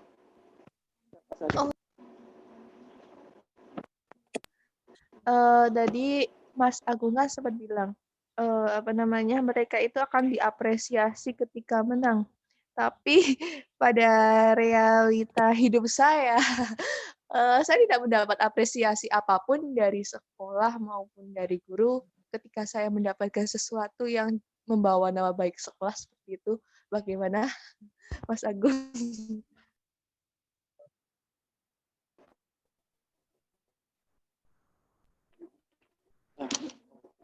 Yang diapresiasi atau tidak diapresiasi ya sama ya non akademik tidak diapresiasi. Sebenarnya akademik dan tidak akademik pun itu ilmu yang berjalan berseiringan ya, karena satu dengan itu saling terkait. Jadi misal ketika akademik membutuhkan seminar, ternyata butuh butuh banner berupa seminar proposal waktu skripsian. Nah itu berarti butuh orang desainer untuk mencetak. Berarti kan non akademik itu sebenarnya dibutuhkan dan saling terkait juga. Cuman memang bidangnya berbeda ketika ngomong akademik itu seperti itu dan non akademik seperti ini.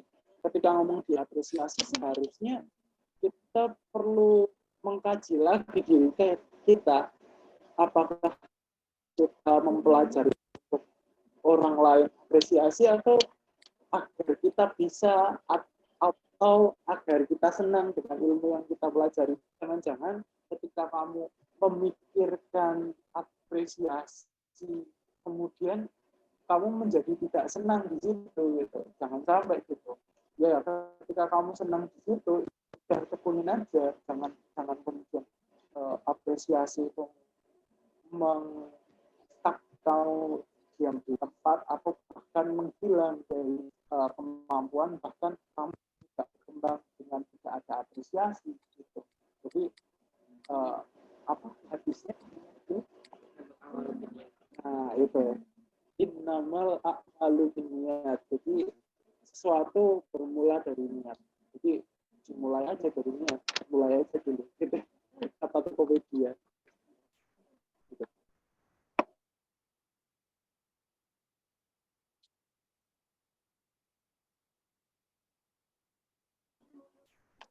Oke. Kemudian punya studi ya. Oke. Kenapa enggak nyampein langsung aja sih? Oke.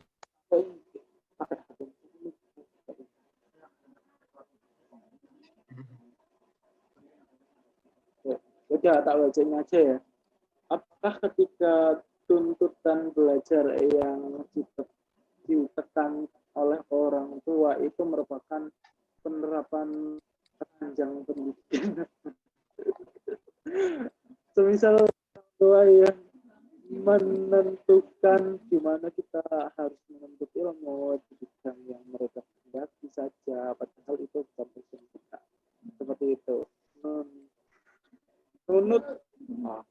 Jadi pertanyaan dari Tutik ya, Itmawati Tutik. Itu yang berkata, gimana sih penerapan, bagaimana sih orang tua yang seharusnya itu menyikapi pendidikan. Jangan-jangan kita itu dididik oleh progrestes gitu, karena ya memaksa gitu. Menuntut, jangan-jangan orang tua kita itu terinspirasi dari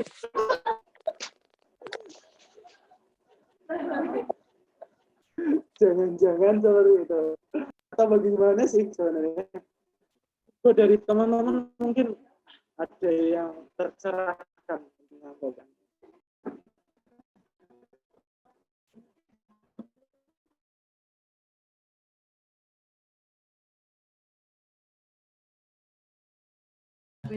Coba dulu.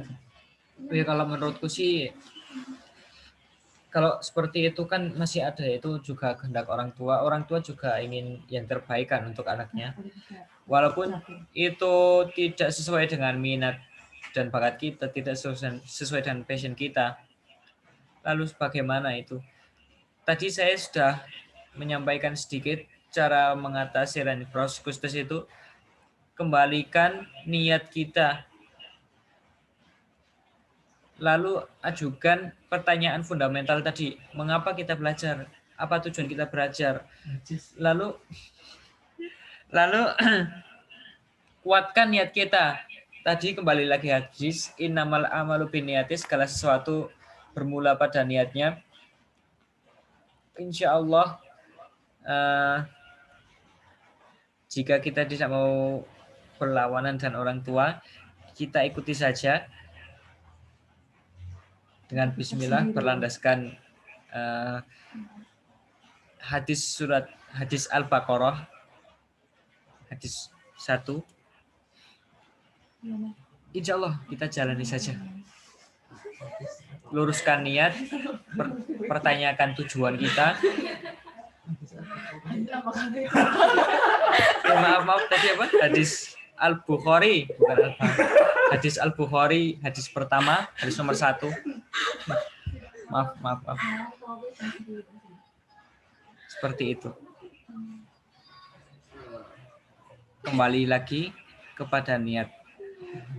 Lalu bisa dirembuk, dimusyawarahkan dengan orang tua. Diyakinkan, insya Allah mereka juga bisa paham, ngerteni, bisa, mereka itu orang yang paling tahu kondisi kita lah. Gitu. Insya Allah. Siap, mantap ya, mantap. Ikmawan Odi menyampaikan terkait orang tua itu sebenarnya perannya sebagai progress test dalam rumah atau bukan gitu. Sebenarnya kalau sepemahaman saya itu bukan ya. Ya mereka menyampaikan itu karena pengalaman mereka gitu, karena pengetahuan mereka terbatas. Maka dari itu Islam mengalternatifkan kita untuk berdiskusi, yaitu dengan cara bermusyawarah. Gitu. Maka dari itu fungsi musyawarah akhirnya menjadi urgent dalam hal ini untuk mencapai kesepakatan, lalu mencapai mufakat. Akhirnya tidak ada yang di sini merasa dirugikan atau merasa diperlakukan sebagaimana tamu undangannya progress test itu, tetapi diberlakukan sebagai halnya tamu dalam Islam, yaitu diberikan perilaku seperti raja. Itu sih. Jadi bagaimana Tutik? Menurutmu gimana? Yang atau versimu itu gimana sih?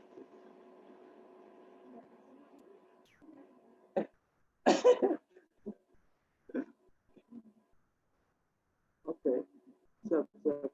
Ini sebenarnya ada pertanyaan ya dari Ibmawati Hasna, itu teman angkatanku di IPM.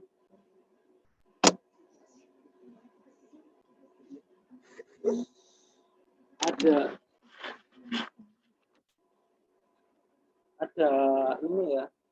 pertanyaannya, yaitu ngebahas soal Rukidin nih. Menurutmu siapa pihak yang dianggap progress test, yang dianggap antagonis, yang sebenarnya yang emang niat bikin sistem pendidikan di Indonesia jadi begini? Jadi kok bisa sih pendidikan saat ini kok ya seperti halnya progress test memperlakukan para tamunya? Lalu siapa sih yang sebenarnya jadi tokoh antagonis seperti progress test ini? Apakah itu kita sebagai tamu atau pemerintah sebagai penyelenggara, atau secara nggak langsung progress testnya ya? Gitu. Terus yang emang niat ngebikin sistem pendidikan jadi kayak gini itu siapa? Yang harus disalahkan intinya ya. Yang harus disalahkan itu siapa sih?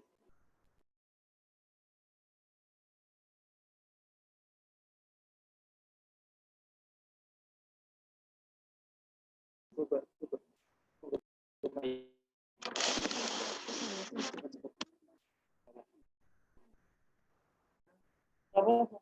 Sampai ini.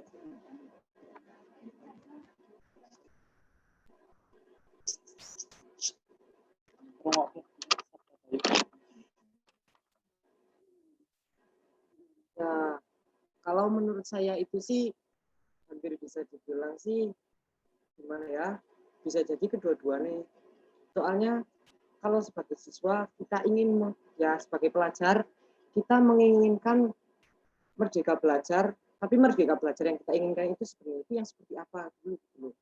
Nah, kalau kita menginginkan seperti ini, berarti itu sama aja kita memaksa kurikulum ataupun pemerintah agar membuat sistem pembelajaran yang seperti itu. Berarti kita mengharuskan agar mereka yang menyesuaikan kita, bukan kita yang menyesuaikan mereka. Nah, begitu juga sebaliknya bisa jadi pemerintah ataupun lembaga-lembaga pendidikan itu yang menjadi progres atau antagonisnya. Soalnya mereka juga menginginkan agar kita bukan menjadi orang yang beragam, tetapi mereka membuat kita untuk jadi seragam gitu. Terus yang perlu disalahkan siapa? Nah, ini yang membingungkan Mas menurut saya. Lah, kenapa bingung? Ya kan nyalahnya gampang, dia salah. Wes. Gini Bayu.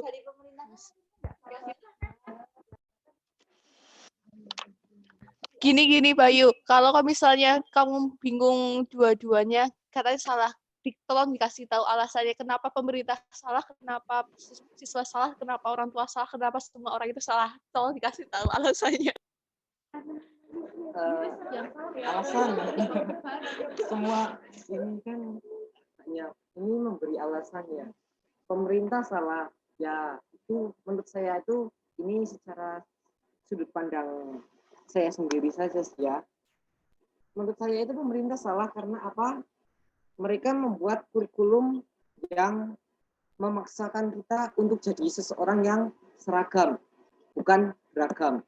Padahal di Pancasila itu yang di bawah burung Garuda itu yang Bhinneka Tunggal Ika itu Bhinneka Tunggal Ika itu kan berbeda-beda tetapi tetap satu.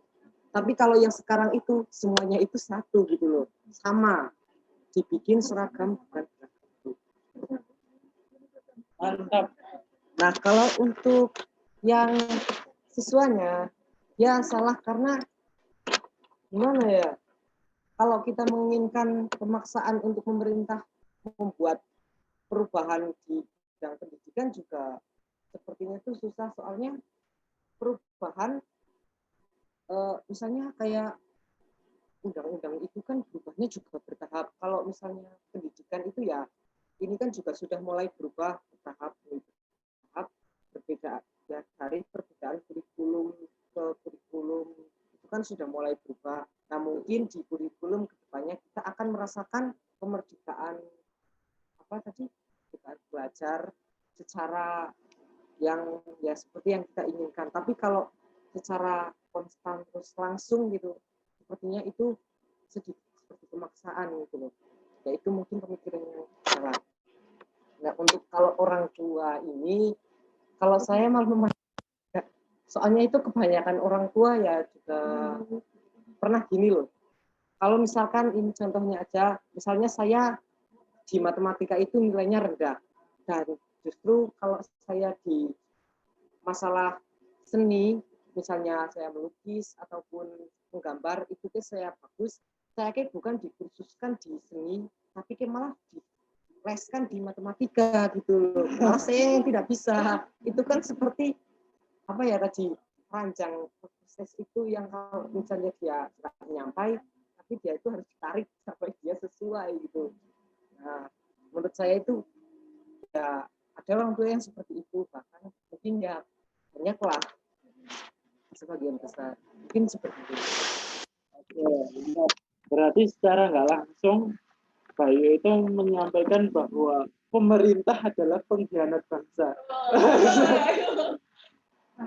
Gimana? Berarti iya dapat disimpulkan kan, karena secara nggak langsung pemerintah tidak linear dengan ini ya, dasar negara yang harusnya semua sistem yang ada di Indonesia itu berdasarkan dasar negara. Lah, lawang sudah tertulis jelas di dasar negara, di lambangnya itu pemerintah, masa mau diseragamkan saja gitu kan, aneh gitu. Terus orang tua melakukan pemaksaan sebenarnya di kartun yang punya. Gimana? Di Doraemon. Kenapa? Yang selalu remedi yang ditampilkan apa? Nobita. Bukan. Matematika kan, pelajaran matematika. Sedangkan Nobita itu bisa apa sih? Ada yang tahu bisa apa?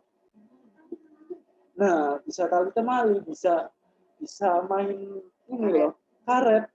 Kenapa sih enggak kemudian mengembangkan sisi kreatifan itu? Makanya kartun itu menggambarkan suatu protes sebenarnya. Makanya dimunculkan karakter Doraemon untuk mewujudkan bahwa dengan skill karet saya itu orang-orang bisa kagum gitu. Makanya ada kotak seandainya. Kotak seandainya yang masuk terus telepon seandainya dunia hobi dengan maniak gitu sama karet. Nah itu sebenarnya ketika kita telisik lebih dalam itu merupakan sebuah protes bahwa misalnya kita itu difokuskan pada ini ya, konsep bahwa ya yang hebat itu matematika, yang hebat itu ya fisika, yang hebat ya yang maksud kedokteran gitu. Padahal yang hebat itu yang menurut diri kamu sendiri, yang hebat adalah ya passion kamu di situ ya lakukan di situ, jangan memaksakan sesuatu yang kamu nggak bisa gitu. Karena pada ending ya ketika kamu memaksakan sesuatu itu bakal berimpact dari hasilnya gitu, dari atau bagaimana kita menghasilkan sesuatu ketika kita suka, maka kita maksimal dalam pembelajaran itu maupun di hasil lokasi itu. Oke, gimana? Yang lain di forum nih. Oke, sudah masuk mungkin ada terakhir dari audio aja.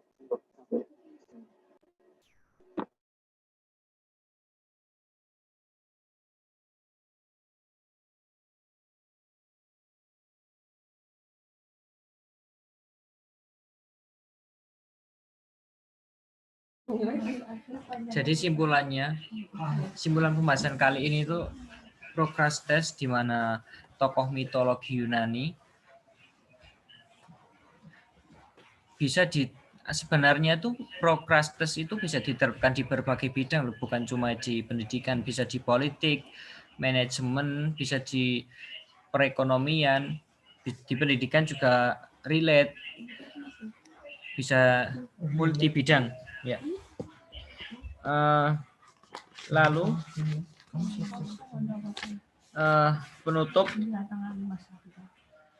seorang yang dikatakan berhasil itu bukan mereka yang mampu menimbun menghafal banyak ribuan literatur, jutaan LKS, banyak materi, tapi itu mereka yang di pelajar yang dikatakan berhasil adalah mereka orang-orang yang bisa berbakti kepada masyarakat, mengamalkan ilmu yang telah mereka capai, ilmu telah mereka dapat, dan ilmu tersebut mampu untuk meningkatkan ketakwaan mereka kepada Allah Subhanahu wa taala. Kembali lagi kepada Allah. Allah dan Allah. Untuk sistem pendidikan dan birokrasi lainnya bisa kita diskusikan pada pertemuan yang akan datang. Saya Raditya Ananta selaku presentator Rukidi pada malam hari ini. Mohon maaf yang setulus-tulusnya jika terdapat kesalahan atau kesalahan pengucapan. Saya undur diri. Wallahu wal muwaffiq ila aqwamit thoriq. Nun wal qalami wa ma yasturun. Wassalamualaikum warahmatullahi wabarakatuh. Waalaikumsalam warahmatullahi wabarakatuh. Thank you, Radite. Mantap. Dian. Tepuk tangan semuanya. Alhamdulillah. Oh, bro.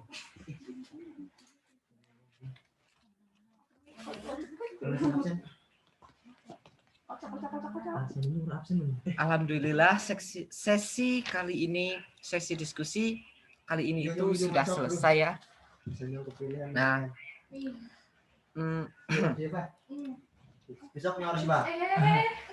nah sekarang itu waktunya pengundian nama siapa yang akan menjadi pemapar selanjutnya. Kepada Ikmawan Astuti, silakan di astaga. Silakan. Menawarkan diri dari. Waduh, sudah malam ya. Ini kayaknya Sini. Aduh.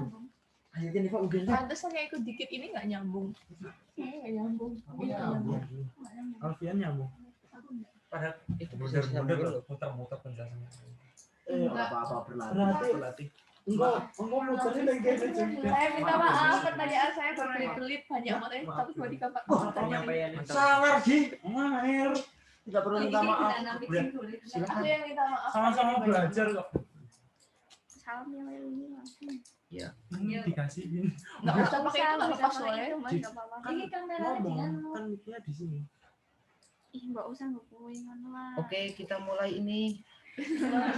Jadi siapakah yang akan dapat? Enggak. Oke. Ini dulu yang kita sini. Ayo. Ono jeneng. Ada. Ditulis dingin. Sudah. Ditulis dulu, Mas. Yo, Peluang menangnya ada. ya kita ngaruh banget ininya.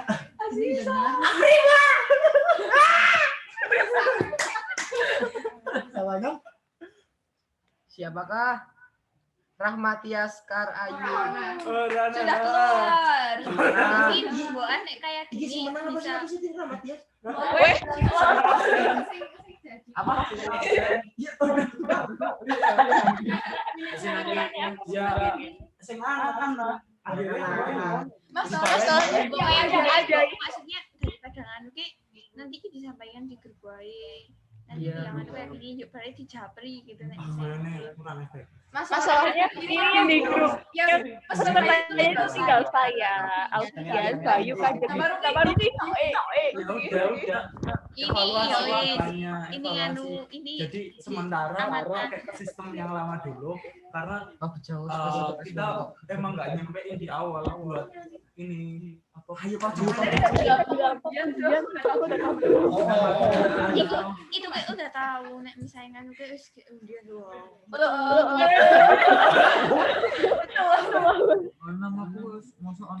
Ya orang Ya nek Odi maning ya Odi berhak memilih siapa sing Ini ini. orang genah dia Risa cake sapa. Wis.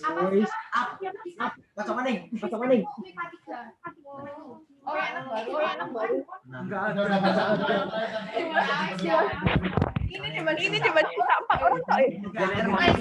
Nah, besek metu ki dhisik. Anak cemilnya udah asma jelas. Ada. Mas Akrim loh. Desvita. Yes. Keluar udah ada. Tinggal 4 orang. Aku, Bayu. Orang sehat. Nyong. Orang sehat. Aku yang Ini dah. Men Afdal kayak siapa? Saya MBS. Itu ditutup. buka. Doa. Bismillahirrahmanirrahim. Ayo Mas. Alhamdulillah. Saputra aja. Ini ujian berapa? Ya orang wae. Malas.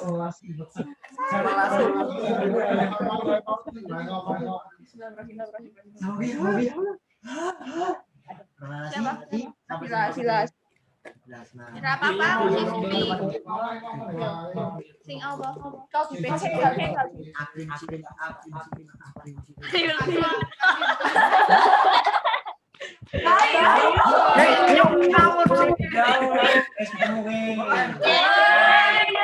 Ayo kan random.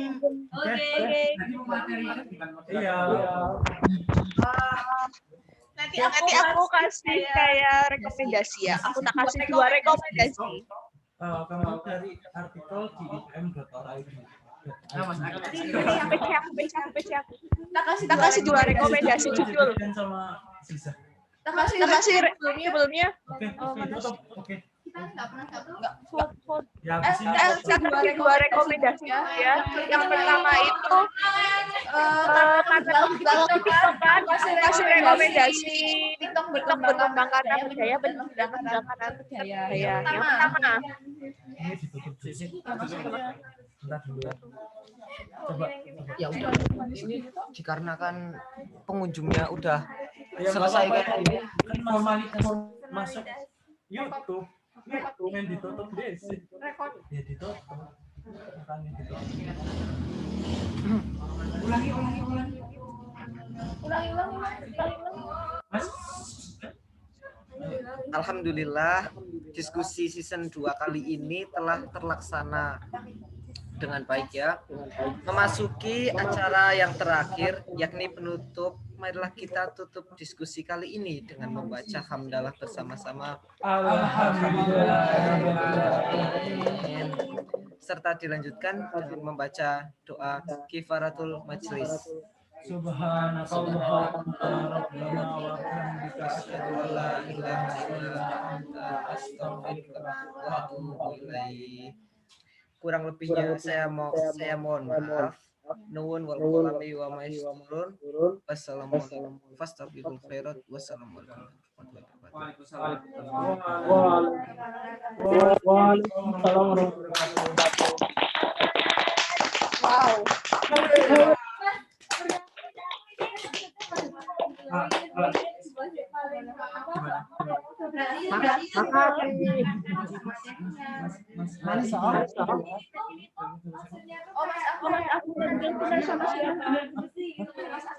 Yakin Itu lagi rapat. Kota kira ngeritik itu tuh materinya 11 maaf. Ini udah stop.